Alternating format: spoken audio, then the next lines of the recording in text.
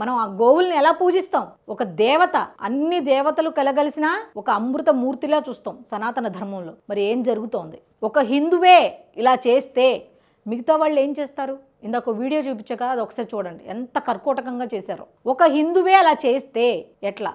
ఇది రాజకీయ అంశం కాదు, సనాతన ధర్మానికి సంబంధించిన అంశం. రాజకీయ నాయకులు కూడా సనాతన ధర్మాన్ని పరిరక్షించాలి అంటూ ఒక రాష్ట్రం వాళ్ళు మాట్లాడుతుంటే కనీసం ఇలాంటివి ఆపాలి అని ఇంకో రాష్ట్రం వాళ్ళు పట్టించుకోకపోవడం, ఇలా సిఫారసు లెటర్లు ఇవ్వటం ఎంతవరకు కరెక్టు ఏంటి? ఒకసారి మీరు కూడా మీ కామెంట్ రూపంలో తెలియజేయండి. నేను చెప్పాల్సిన కాన్సెప్ట్ ఒకటే, ఇది రాజకీయాలకి మిగతా వాటికి సంబంధించింది కాదు.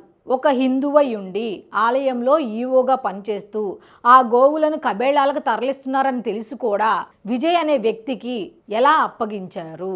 ఇక్కడ హిందువుల మనోభావాలు ఏం చేస్తున్నారు? సనాతన ధర్మానికి లింక్ అయి ఉంది గోవు అనేది, మన అందరికీ తెలిసిన విషయమే అది. మరి ఇట్లా చేస్తే ఎలా? మంత్రులు కూడా ఎవరికి పడితే వాళ్ళకి ఇలా సిఫార్సు లెటర్లు ఇచ్చేస్తే ఏంటి? నోరు లేని పశువులకి ఇంత దారుణంగా చేయటం అనేది ఎంతవరకు కరెక్ట్? గోశాలకు అమ్మటం ఏంటి? ఆలయ ఈవో, అది ప్రైవేటు గోశాల. ఆ సిఫార్సు లెటర్ కూడా ఉంది, ఒకసారి చూద్దురు కానీ మీరు. ఆ మంత్రి ఎవరో కాదు, కొండా సురేఖ గారు, దేవాదాయ శాఖ మంత్రి. ఎక్కడికి పోతోంది?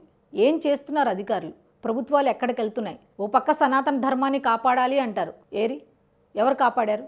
ఎవరు రాలా. 49 గోవులు, ఇప్పుడుకి 49, తెలియనివి ఎన్ని ఉంటాయి?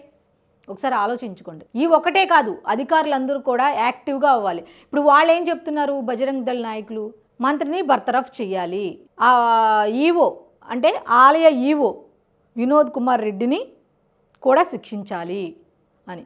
ఇక్కడ ఎవరిని ఎవరు శిక్షిస్తారు అనే అంశం పక్కన పెడితే సనాతన ధర్మానికి కూడా పరిరక్షించవలసిన బాధ్యత అందరిపై ఉంది.